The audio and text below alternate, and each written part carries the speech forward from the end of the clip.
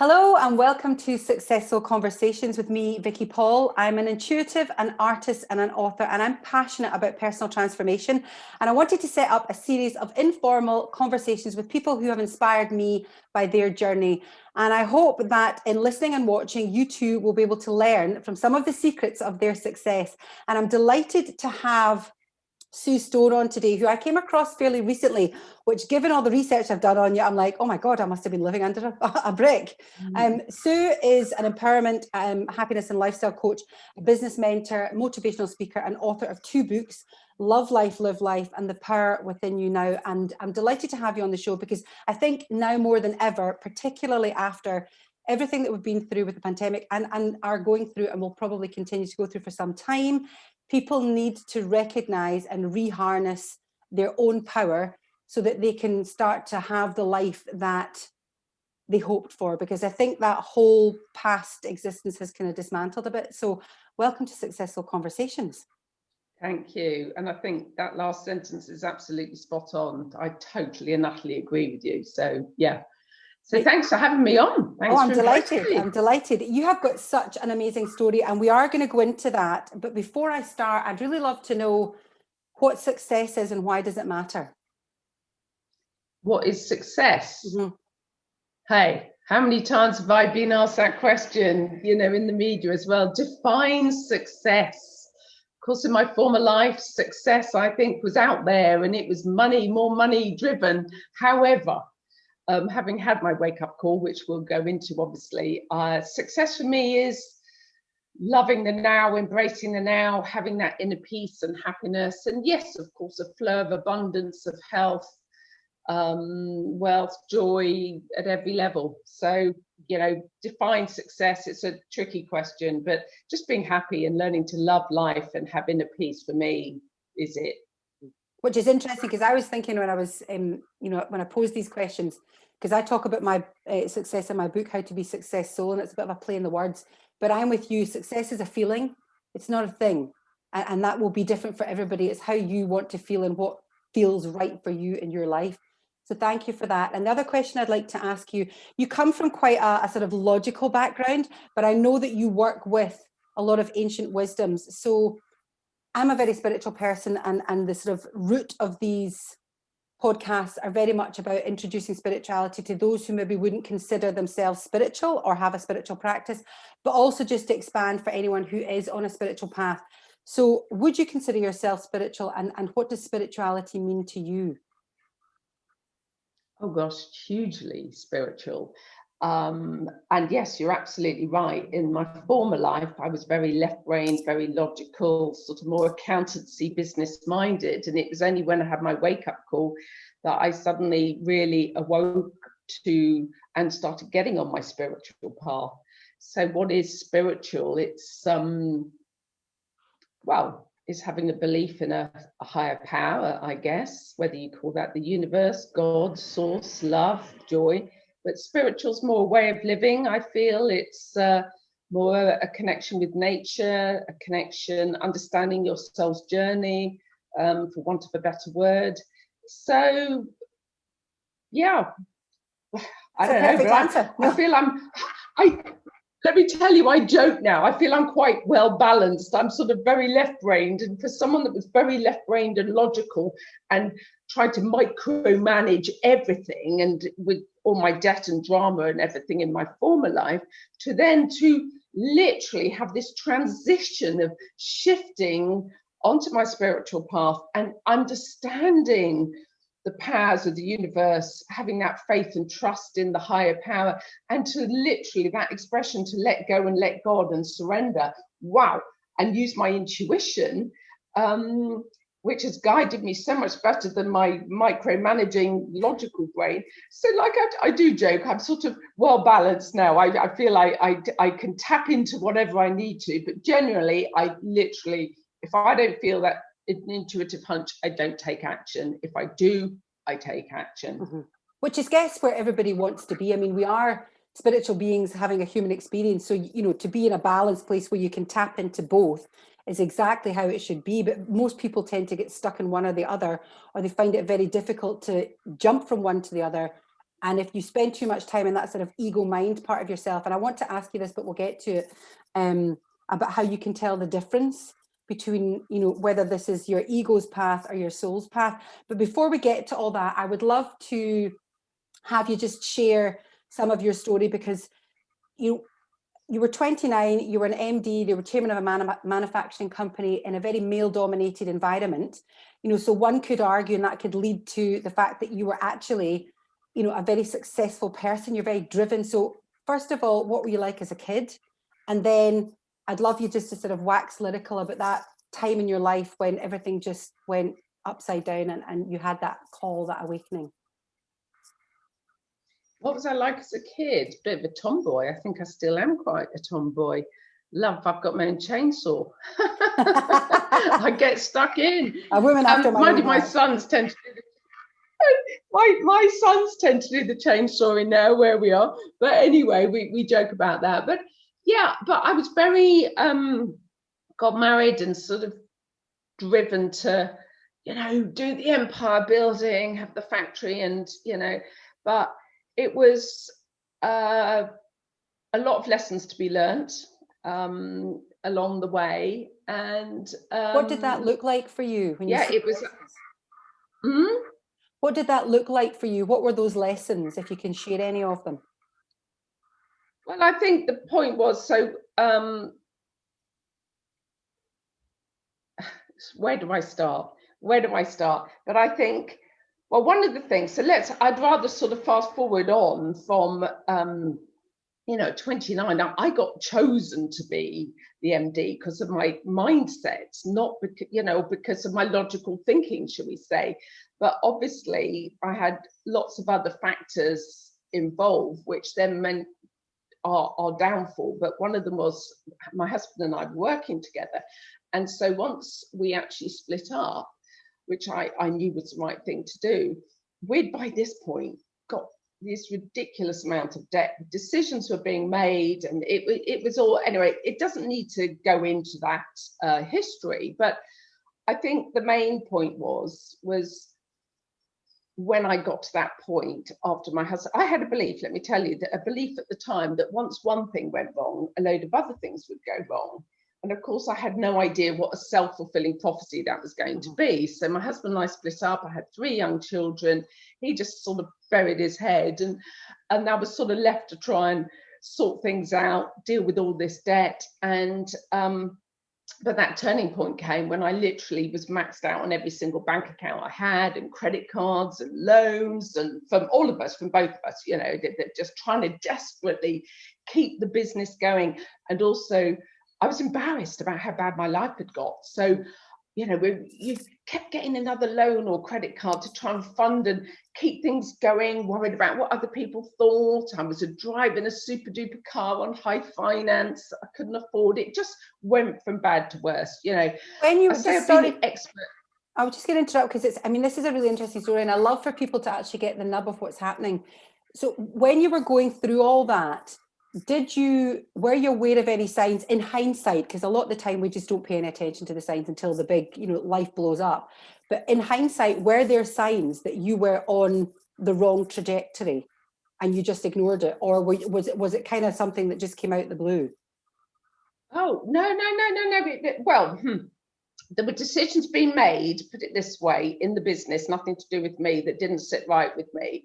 But because I was a younger female, it was, you know, not considered in those days that one would be right, shall we say, in the terms of the business sense. So, but no, I had no awareness that things happen for a reason. You know, I was caught in the drama.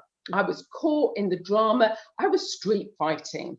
You know, I was quite creative financially in terms of getting another credit card or loan. This is, you know, juggling the cash flow stuff that I don't even want to think about. You know, it's just that I was there. But at the time, I was in the consciousness and awareness of where I was at in my life. So for me, I don't beat myself up. I did the best I could in my consciousness and awareness I had at the time. So, But then when it came to that point of one day when I literally was maxed out on every single bank account, it was the most terrifying feeling. I've been good at robbing Peter to pay Paul, moving money around left, right, and centre, and then realising this one day I was sitting in my office and thinking, oh my Lord, Sue Stone, you know, I could not get my hands on a single penny. The phone was ringing, people chasing money, and anyway, I don't want to go on too much about that, but I remember thinking, have I got any money in my purse? And I literally had £10 left in my purse. And that was like this, oh my Lord, I remember probably a few swear words, you know, and I remember thinking, right, I've got 10 quid. I've got to put petrol in the car to pick the kids up from school. I've got to get the kids some tea, because obviously the cupboard by this point was bare. And going into the local Sainsbury's and getting some sausages and potatoes. But I remember at the time, and I still remember vividly, but we're talking quite a long time ago now, that I remember the overriding desire was that I had enough money left to buy myself a cheap bottle of wine. And as I say, I was horribly embarrassed about it. I couldn't tell anyone, but the wine numbed the pain.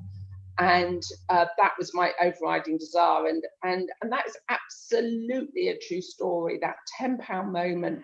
But you know what, the following morning I woke up and I remember having a cry and thinking, oh my God, how has my life come to this? But something kicked in, and I remember thinking, Sue Stone, if you don't do something to help yourself, no one is going to do it for you. If my father had still been alive, he may well have bailed me out. My mum, bless her, had MS, multiple sclerosis, and I didn't want to worry her, but she could tell I was getting a bit snappy, you know, and it was, oh dear, it was horrendous. But that was really, just to finish off this part, was when I started, I knew at some level I had to start reading books, reading self-help books, positive thinking books, spiritual books. So I started on my journey, and of course, of reading, researching ways to change my life and be happy again. I'd literally forgotten what it felt like to be happy. And that is absolutely the truth. So I think, how many lessons have I learned? Huge amounts, of course, but that was my wake up call, for want of a better word. I urge people now, don't wait till you get as desperate as I got before you wake up, realize the power that you have within you, and the power of our thoughts and emotions. That was it. I mean, I kept thinking about what I didn't want to happen. I was the expert at visualizing myself homeless with my children. And then I realized that one little phrase, someone said to me, you know, your thoughts create your future. Be it that that's a very simple little phrase. Long before I understood the depth of that and the emotion, that everything was energy and the science that backs it up and all this sort of thing, which is the ancient wisdom. But that one phrase helped me so much, because I kept thinking, oh my Lord, I'm thinking about, I'm going to be homeless. I'm going to be homeless. I'm never going to be able to feed my children. So I would literally banish that thought, and I started working on myself. I made it my mission to work on myself and change my thinking.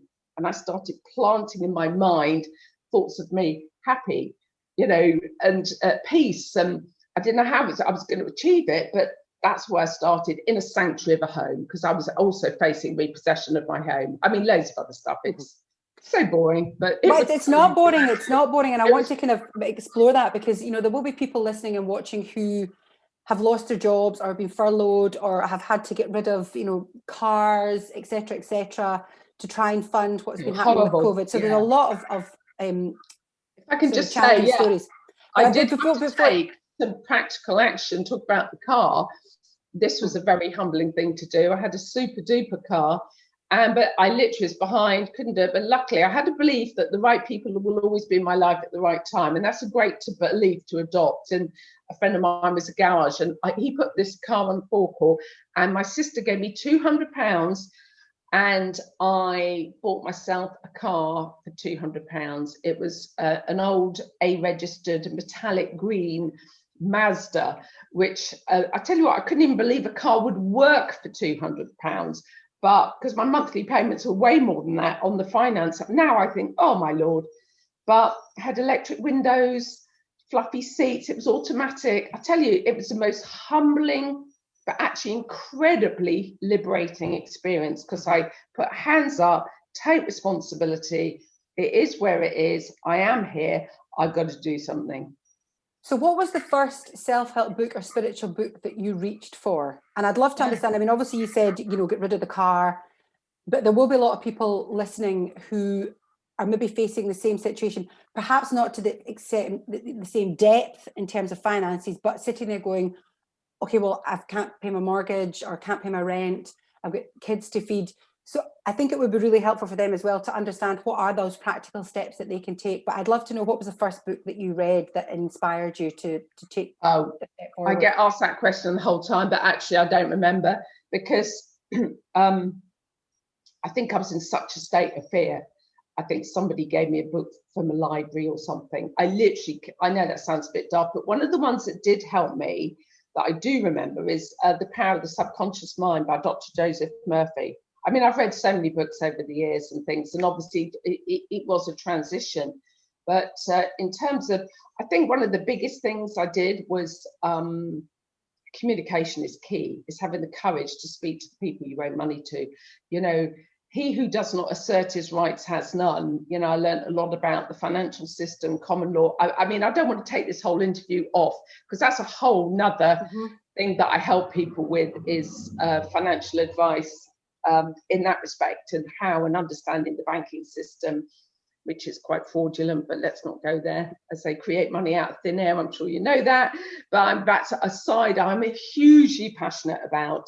But taking practical steps, not burying your head, and also reaching out. You know, a few people, I spoke to my mum, I said, can you lend me £100? You know, it was like, when I started coming clean to a few close people, it was amazing. And friends would bring round boxes of alcohol for me, you know, gin, wine, you know, and things like that, and food. And so I having trying to keep it going, because I was embarrassed. So there were lots of little steps, but the main thing is open your mind to be solution conscious, not problem conscious. I think that's probably one of the biggest things. I was so caught in the fear. I was consumed with fear and desperation.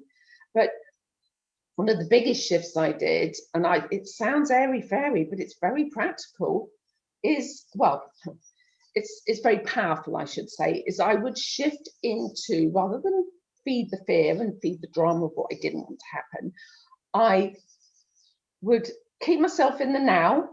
I think this moment is all I've got, and right now in this moment, all is well. I'm breathing. I love my children. I focused on all the things I had got to be grateful for, and I can't stress that enough, because it's the emotion is the energy and motion. I'm sure you know all this. So the way we feel in every moment is what we're creating. And if anyone wants to take that one phrase, write that down. The way I feel in every moment is what I'm creating for my future. That's the energy I'm emitting, and it's the vibration I'm on. And of course, the science that sort of backs that up is two things in vibrational resonance with each other are drawn together. And the indicator of the vibration you're on is the way you're feeling. So once I learned all this, because I love backing the science up, the science of quantum physics with the ancient wisdom, you need to visualize where you want to get to, you know, and if you're in a state of gratitude, you're more likely to draw to yourself more things to be grateful for. But if you're in a state of fear and you feed that fear, and it does take practice, don't get me wrong, and use lots of self-help tools and different sorts of things, but if you're in a state of fear, you're sending that consciousness out to the universe, just unfortunately to draw to yourself more things to fear. So, but it was lots of little steps in the now, moment by moment awareness. What am I thinking? What am I feeling? And also what I'm saying. I think that's a big thing. I think so many more people are more negative than they think they are. And I remember when I was going through my own sort of changing, my awakening, I was very aware. My husband sort of drew my attention to the fact that I was negative when I spoke, and I was very unaware of how negative I was. Even something like waking up in the morning and saying, oh, I'm knackered, I'm tired, rather than I need more energy. just Or simple. even need. I don't like the word need either, to be honest. Well, this is what I want to ask you, because it's very, there's a difficult transition when you're so in the mire and fear is sort of rooted in your psyche because of everything that's potentially going on. That step to take responsibility, to change language, to stand in the mirror and say, you deserve, I love you, can seem like a huge leap. So where do you stand on taking the baby steps to transforming language? Because you know yourself, you have to feel it to believe it, and saying the words is useless. But you initially have to start saying the words, or do you cut back and saying, I need, I want, I desire, where it's still in the future, but it has a more positive connotation? Yeah, I know exactly what you're saying, and I know exactly how I help people with that. And that's only evolved with me even doing what I do, because people used to say, oh, Sue, you ought to do this stuff. You've helped friends. You've helped me see life in such a different way. And I thought, wow, if I can do it, I can help other people be happy. Wouldn't that be amazing? But yeah, I mean, just going back to what you said, is that a girlfriend of mine years ago, she said to me, Sue, I am a positive thinker. She said, but there's always another problem around the corner. So it's that classic, isn't it?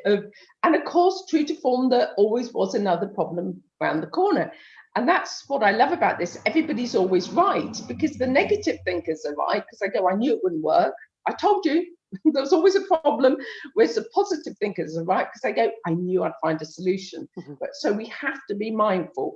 But if you just start, this is where positive affirmations get a bad name, because if we just start saying, like you just said, I am happy, I am confident, your little mind's going, well, you're not, your little inner critic. So what we need to do is start drip feeding the subconscious mind. And two things that I learned very early on is when you wake up in the morning and as you're going to sleep at night, when you're in that alpha brainwave state, which is that sleepy state between the theta and the beta is the alert state. So when we're in that sleepy state, you start to wake up. Look at me, I'm starting to wake up.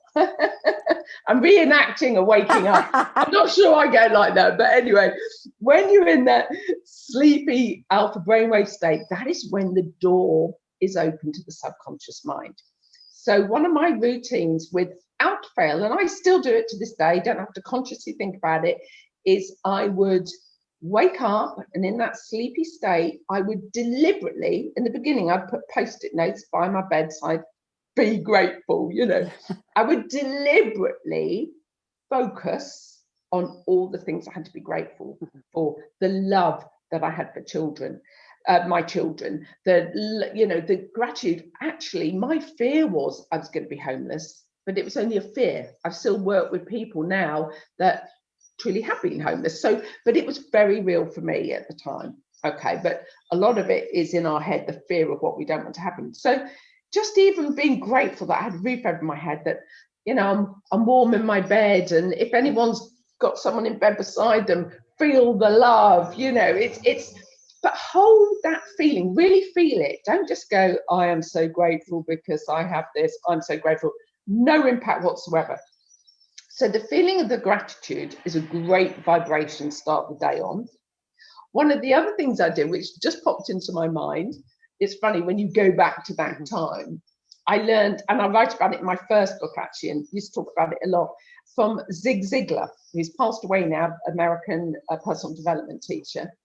He sounds silly, but if I'd wake up and think, rather than go, oh God, what's today going to bring? Or yeah, I'm knackered, or oh God, and what problems are coming, I'd be grateful.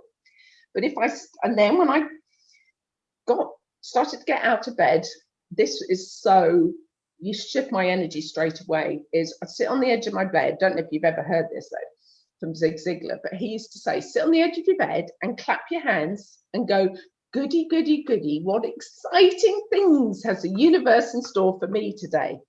And I'm telling you, it would shift my energy. You're already setting that intention and expectation of something exciting, even if you laugh at yourself. I've had couples do it and say, oh my God, I've got my husband doing, or my husband said I've got my wife doing it, and we're laughing at each other, we're just having more fun. That shifts your energy. So things like that, goody, goody, Goody. See, I'm full of some really, really wise tips here. Clap your hands and laugh at yourself. But anyway, getting back to also drip feeding the subconscious, I always say to people, work out how you want to feel. This is before I was going to ask you, because so many people, and I don't know where you stand on this, when life becomes difficult, which it does for all of us, it's lessons, you know, these are challenges that we came here to overcome, to grow and expand. You know, you and I both know that, but when you're in the thick of it, sometimes you're like, challenge, I'll give you challenge. So how can you, and I, certainly from my own experience and a lot of people I speak to, is that in order to not feel all the negative feelings, you almost kind of suppress all feelings, and you don't know what feelings are. Yeah, you know, you want to be happy. Yeah, you know, you want to have passion for life. Yeah, you know, you want to be excited, but you don't actually connect with the word. So I wonder how you feel about that. And if there's anything, any tips that you can give to help people to connect with that feeling of the feeling words. I agree with what you're saying wholeheartedly. I think you dumb it down and we try and suppress a lot of stuff, don't we? Which, of course, as we know, just creates the dis-ease in the body, which manifests as disease. Let me just tell you, you know, this is by focusing on what you love to do, or even walking out in nature, even that gives me a sense of well-being all that time ago. It's simple stuff. Don't try and create a huge shift. There has to be a transition. One of the things that really helped me was EFT, emotional freedom technique, with the tapping. If anyone knows about that, that's, you know, it really does what it says on the tin. It frees you. It's very effective. I'm not an EFT practitioner, but I do advocate it and share a basic recipe with people. But I do, so that really helped me, because the tapping, when you go down the meridian points, it's like acupuncture without the needles. But we now know with CAT scans and MRI scans that the tapping sends a calming signal to the amygdala, and it is a very calming effect. But everyone can focus. Sometimes people are really stressed, but they love their animals. If you can just feel that love, that in itself starts to develop a transition, doesn't it? However small it might be, walking out in nature barefoot, that just lifts me, grounds me, but liberates me, re-energizes it. You know, I still love that anyway, but that really, really helped. But it is a process, and but we've got to start. You know, what we sow, we reap. You know, and we've got to start, like I said, what we sow in our conscious mind, we reap, and you know, is what grows is like our subconscious mind. So I just would slowly introduce. Can you remember Émile Coué, the famous French psychiatrist or doctor? He started teaching his patients years ago. It's one of the old school, every day, in every way, I'm getting better and better. It's that slow, you know, that having that positive attitude. And I always just say, if you can't feel it, is start to say to yourself every day, in every way, I am finding it easier to be more and more positive. So that's a gentle introduction, isn't it? Every day, in every way, I am becoming more and more at peace. Every day, in every way, I am becoming more happy, confident, and empowered in all areas of my life. Now, if we say it enough, we start to believe it. If you say it once a day, nothing's going to change. No. Here's about, I literally, repetition. You know, if we want to be good at anything, we've got to practice and train.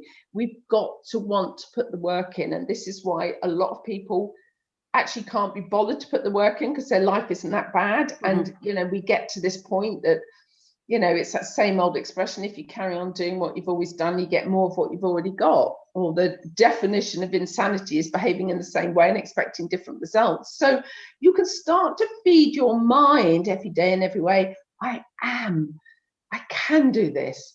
Come on, girl, I can do this. Or if something happens, have a cry, let it out, and then let it go.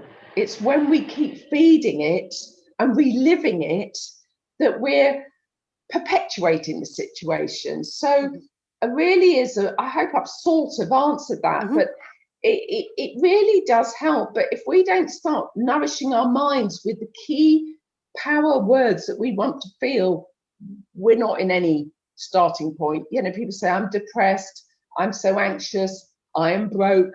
That is literally commanding the infinite intelligence, our universe, God, to bring me more of that. So it is, but have fun with it. Sorry, am I talking too much? No, I'm wax lyrical. I'm holding on to my questions in my head. I'm like, please don't go too far down the line, because then I'll not be able to claw back. But I've got a couple of questions I want to ask you. I know. No, but one thing I did want to do, which I really, loads of people said to me, see, just explain it in such a simple way. It isn't rocket science. You're going to convert your inner critic to be your inner coach. So very simply, I started to be the observer of myself. What am I thinking? What am I feeling? What am I saying? Often there would be, for example, a trigger, like a bill would come I'm not expecting. And I'd be just going on, and suddenly I think, oh my God, and then it'd be the feeling in my stomach that would then identify me to, hang on a minute, what am I thinking? Now, as soon as I became aware of, I'm panicking about this bill, for example, because this is a very, very true, real example of what I went through.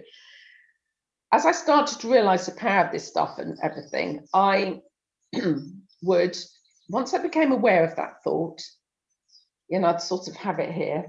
I had a choice in that moment. What am I going to do? Am I going to feed this thought, which I used to be really, really good at, turning it into a drama, oh my God, if I can't pay that, and say that comes, and before I know it, I've escalated this completely out of control, and then the bailiff's going to turn up, or then I'm going to get kicked out of my house, and then I am consumed in a drama in my head that might not remotely be an option, okay? Or I would go, do you know what? I'd acknowledge it, because that's key, to acknowledge it, not suppress it. I'd say, do you know what? Rather than feed the inner critic, I'd bring in the inner coach. Just like so many people are so good at helping other people, yet they forget to do it for themselves. They might say, something will come up. You can do this. Something always does. If you've got positive, it's remember to do that for yourself. And I brought in my inner coach, and I'd go, it's okay that I'm having this thought, because right now, I actually don't know how I'm going to pay this bill. But actually, I'm not going to feed you negative thought, because I'm going to let you go. Bye-bye, negative thought. And I would deliberately, I'd sort of look that way for the negative and that way, and I'd deliberately plant a more positive statement, because I am now open to all the ways money can show up in my life. I am open to seeing the solution. And I'd also just repeat that again, because that's a really powerful thing, I think, for anybody listening. I am open to all the ways that money can come into my life. Because as you say, it's very difficult when you've got a bill and your bank account's empty, you owe money, and the go-to is, how the hell am I going to pay this? But that's a brilliant, I am open to all the ways that money can come into my money life. I've got loads of it. In fact, in my latest book, The Power Within You Now, I do a whole chapter on manifesting wealth, actually, and getting in that vibration, the right language to use, and how to change your mindset. So, and one of the things is I'm open to all the ways money can show up in my life. Money comes to me from expected and unexpected sources. One of my other things that I totally adopted, and I've shared recently on social media, is it suddenly came to me I have to share this. One of my favorite affirmations is, I create seemingly impossible miracles in my life. Now, the reason that's so powerful is I believe in miracles. Miracles happen to me was something I used to repeat to myself. Every time I went, oh my God, what am I going to do? I say, no, Susan, I believe in miracles. Miracles happen to me. But by saying I create seemingly impossible miracles in our life, the seemingly impossible bypasses the conscious and subconscious beliefs that you can't. So if it's seemingly impossible, you're telling yourself, even though it seems impossible, I create them. And that, honestly, true to form, as works. They do work. I can just imagine your house when you were going through this, probably like mine, that you'd post-it notes everywhere. Remember to stay positive. Remember to do this, do that. There's a list of affirmations that I would read. And that's another thing. We all have smartphones. Put the affirmations into your smartphone, and when you go to bed, run through the affirmations. And I agree with you. I always say to clients, gratitude, gratitude, gratitude. And even if life is so tough, you can be grateful for the fact that you're alive, because there's people who you breathe, are not. I want to ask you, because you work with businesses as a business mentor, and it's where do you stand on the responsibility of business to start introducing this kind of well-being system for their staff? Because I just had this image when we were talking about, or when you were talking about all the sort of positive affirmations you say, and, you know, yay, goody, goody, life's going to be amazing to me today. What's going to happen? It seems, you know, no offense to all our American listeners, but, you know, it's very American, or very, you know, I remember seeing things on the television over in China where, you know, staff would go in and they'd all do their warm-ups together and they were like, yes, it's going to be a good day. And thinking, God, that's just crazy. But actually now it doesn't seem so crazy. So do you think that there is a responsibility of business leaders to start integrating this into their organizations, or is it not business's responsibility? Is it our own individual responsibility? Well, that's an interesting question. Look, everybody knows a positive mindset is a good thing. Most people do. You know, it's powerful. You know, you've got to believe you can be successful. In fact, I know 2 dragons from Dragon's Den personally, and both of them have said to me over the years that the reasons entrepreneurs fail, for example, is because, or one of the reasons I should say, is because of their negative, obviously I'm talking about exceptional circumstances now, so I'm not even going to go down that route, because it's, you know, don't get me on that one with what's going on. But the reason entrepreneurs fail or can is because of their self-limiting and negative belief systems. They don't believe they deserve to be successful and things. But it's an interesting question, because I've been into corporate sectors and spoken. I don't push myself out there. I've gone, hello world. I haven't followed any of the traditional marketing styles. I attract the people I can help. That's what I say. It's a belief I've had. I don't believe anything's a competition. I believe if people are drawn to me, I'm there to help. Now, one thing I have done is I'll go in and speak into companies. Obviously, things have changed recently. I'm not massively drawn to go into the corporate sector, particularly because often many people aren't really interested. They don't get it, okay? Or they might do. But I also, one thing is, this was come through some sort of more intuitive channeling, was know your audience and use the right language. Mm-hmm. So if I were to talk to a group of businessmen, for example, I would talk more on how the science of, everyone accepts that everything's energy now, science has proven that, so I'd dip into the quantum physics, I would dip into the neuroscience and how we're not hardwired, how we can create new neural pathways in our brain. I'd talk more about the reticular activating system in the brain. So it's knowing the language. But my business mentoring side that I enjoy most is more on a one-to-one with people, one-to-one with entrepreneurs. If there's a very forward-thinking company, then, but when I did, for example, go into big companies years ago, one thing I remember them saying to me, some of the staff coming up to me and saying, do you know what, Sue, what I really like is that you're actually talking about us getting our inner world right, mm-hmm. rather than it's all about their bottom line and things like this. And I said, but if you've got happy, positive staff, your bottom line's automatically going to increase. So rather than people bring their issues from home to work. So I'm far more interested in helping the individual rather than a blanket thing. So have I kind of answered your question there? Yeah, well, yeah, yes and no. I just wondered if you felt that, because I think one of the toughest things you can do when life is tough, and I'm using tough in a general sense, whatever that means to you, is to take responsibility. And I talk about this in my book, where it's actually, because it almost, to me, when I was going through my challenges, it was like a dirty word. And I was in a space where I was blaming everyone else. You know, this is happening to me. You know, they did that. It's not my fault. You know, I'm trying my best. You know, I'm not this person. However, it wasn't until a number of situations, and it, like you, something just dropped in, and it was like, hold on a second. You know, I picked all these experiences. You know, I came into this lifetime to experience everything that I'm going through. So it's like, oh my God, it's not my fault, because there's no fault. But I connected with the fact that it was my own responsibility. And that really, when you twist that round and it's about responding to your ability, it becomes very much more empowering, but it's very difficult to accept responsibility and take responsibility for the challenges that are in your life. So I don't know how you feel about that, and whether there's any advice that you could offer people, and how you can sort of bridge that gap between the outward blame and the inward claim, I guess. I think it's a very tricky one when you if you're talking to people that aren't ready to get it. As they say, when the student is ready, the teacher appears. I've learned that if someone's not ready to get it, it's no point trying to force them to get it. You know, actually, it comes a point in people's lives where some people know this innately. They just know this to be true. Whereas, oh, trust me, I was the expert at blaming out there. My ex-husband was even more of an expert, and bless him, it took an awful long time before he smelt the coffee, for want of a better.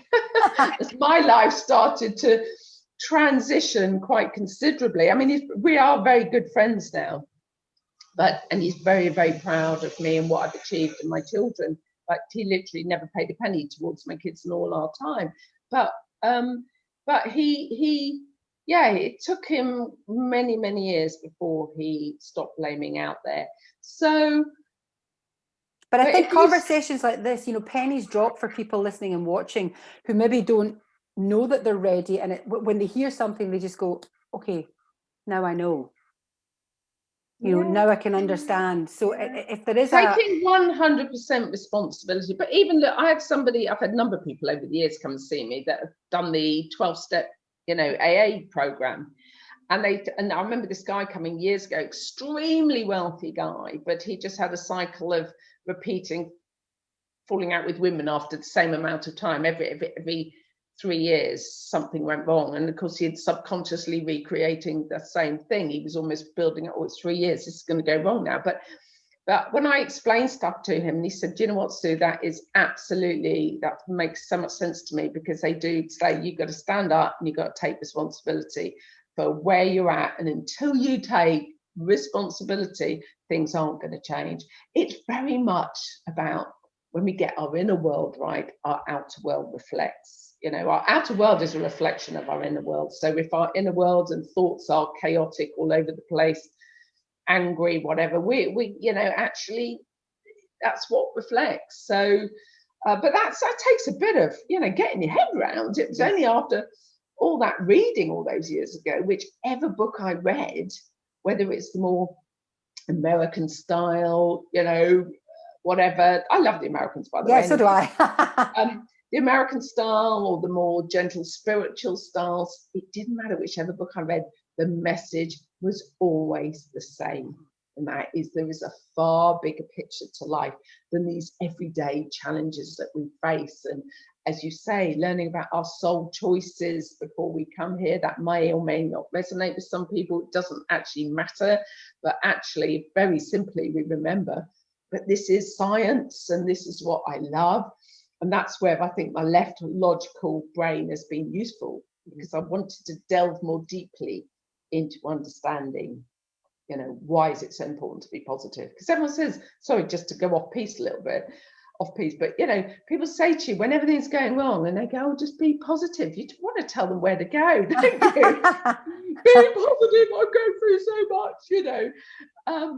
But something within me wanted to know, why is it so important to be positive? And that's what made me delve more deeply into this stuff at some level, having no idea I'd end up talking all around the world to people and anyone who'll listen to me, you know, because I'm just so passionate about sharing that, you know,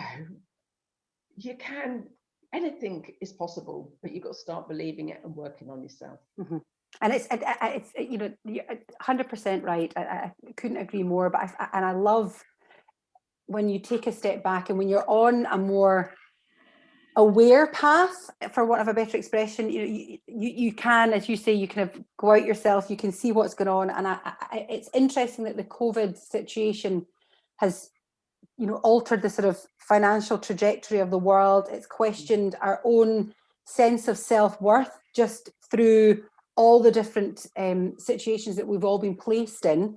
And for me, I definitely think, taking it off on another tangent, there's an absolute reason the universe has created this scenario, and it is a total wake-up call for people who are prepared to look, seek, open themselves up to other possibilities. That self-worth is a massive thing for people. We've handed our self-worth over to society, to others, and we've got rid of all sense of responsibility for our own sense of self-worth.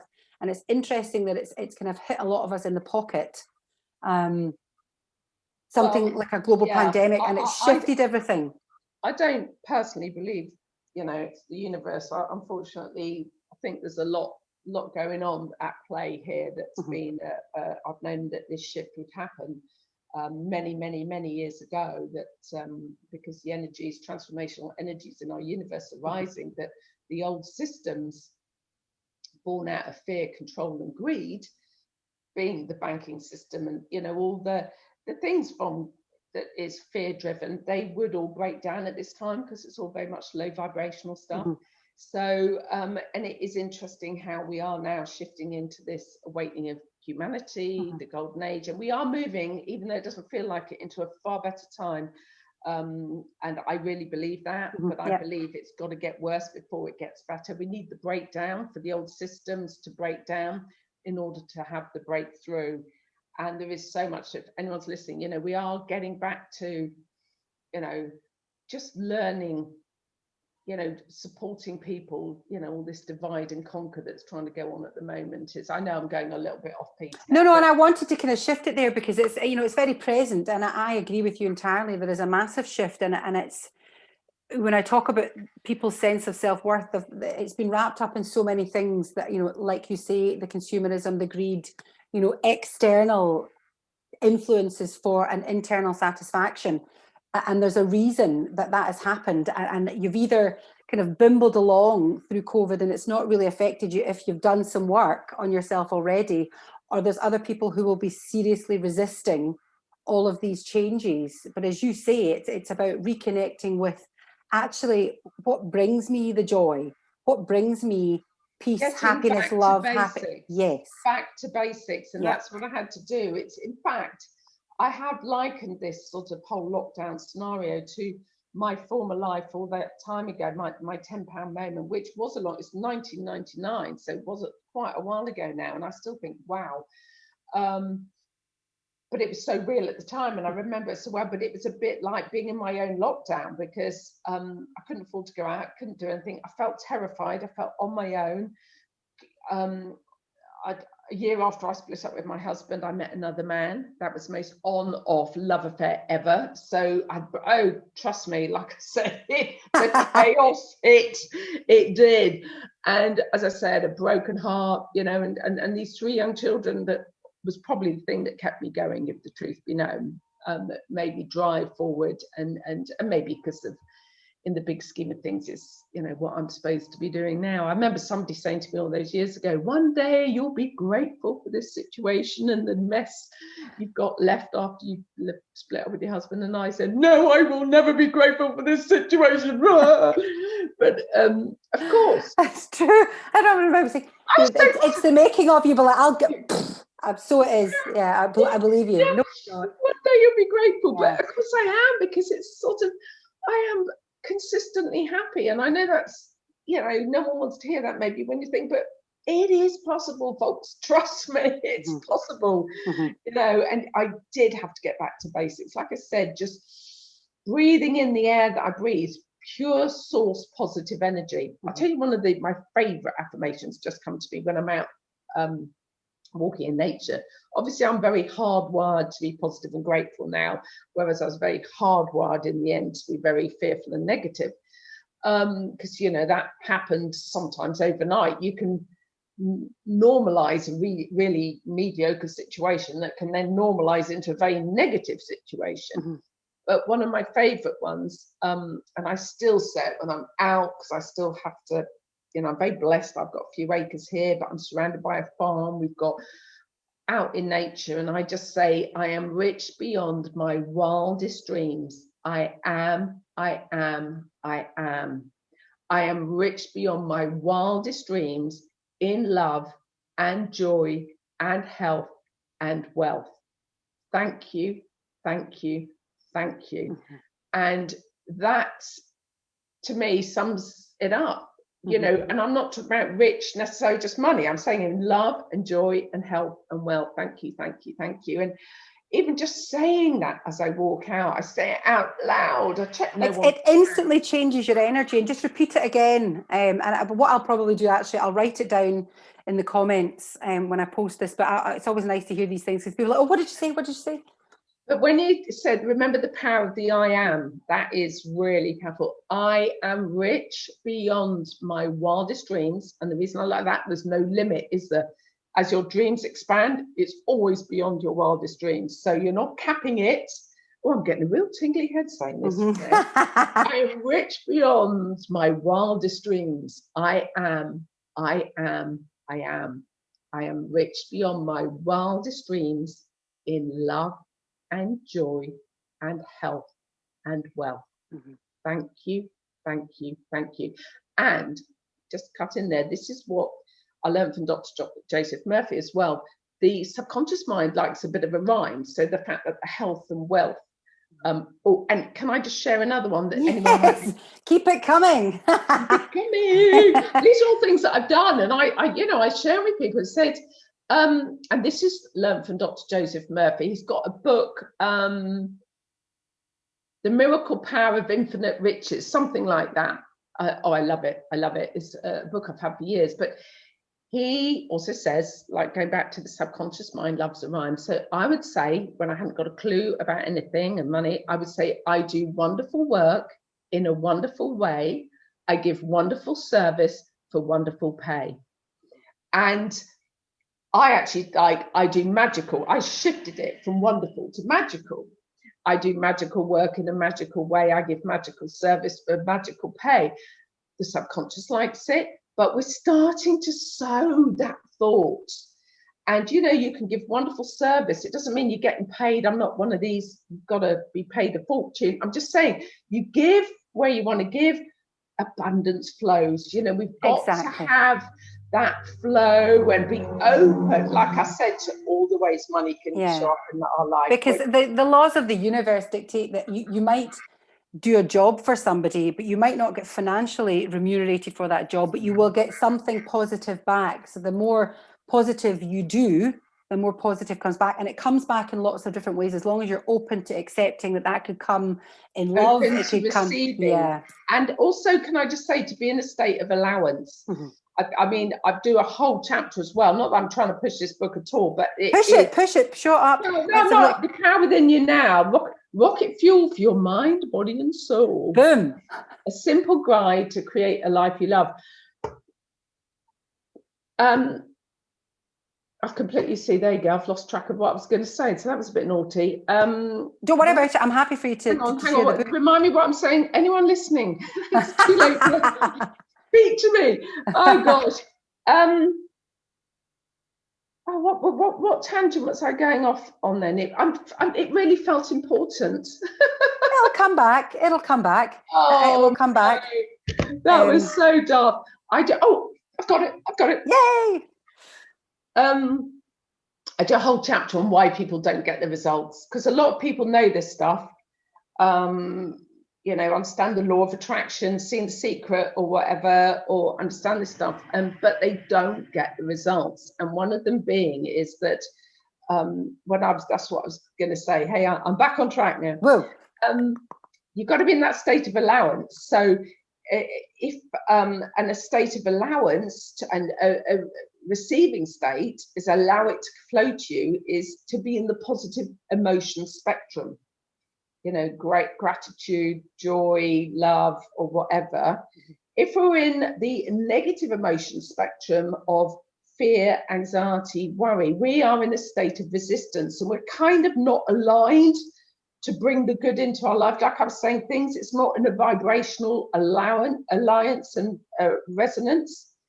And so it's one thing doing a bit of work in the morning on yourself and saying some affirmations, doing maybe meditation. I'm a great believer in meditation now. Years ago, I used to poo-poo it, more for me.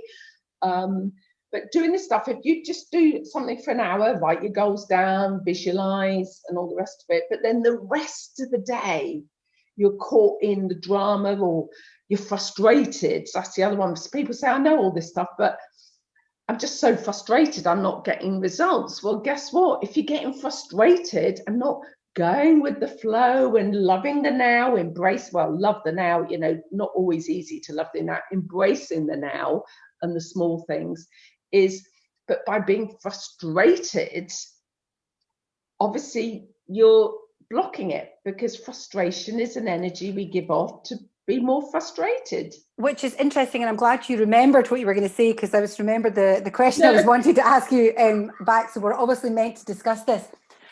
A lot of people can get confused when I speak to clients, and you talk to people. There's a thing where you follow somebody else's path and somebody else's idea of what your life should look like, and you can follow that path and be successful, but it's maybe not the right path. I guess what I'm trying to say is, how do you know when the path that you're on is not the right path, or it is the right path? You just need to keep going, because sometimes the right path still has obstacles, still has failures, still has challenges, and still takes you on a different detour. And it's literally a case of, okay, we're just keeping going. But when do you jump off the merry-go-round if something's not working? Because so many people have reassessed what they're going to do with their lives now from a work perspective. A lot of people say, well, I'm going to start to follow my passion, or I'm changing course in terms of my work. But how do you know whether it's the right path or not the right path? Good question. Good question. I think, number one, don't let temporary setbacks and defeats be permanent failure. There's that wonderful story, 5 Feet from Gold, how people can work often. And Napoleon Hill's Think and Grow Rich, great book to read. He interviewed 500 successful people, and a lot of people give up just as success is around the corner, because they're just like, oh my God, I'm done. yeah, I can't go on. And I do say persistence is key. You've got to have the desire. Now, but what I've learned is if we focus on how we want to feel, I don't have, like, you're spot on with what you said. People think, when I get that job, I'll be happy. When I meet a partner, I'll be happy. What we need to focus on, and I don't believe in a massive affirmations, I have like what I call my life mission statement, or had, is that how do you want to feel? Now, by focusing on how we want to feel, we will align ourselves to the right, even if we don't know how we're going to do it. That is always the key with this stuff, isn't it? When we start worrying about the how, dare to dream that you take that lid off.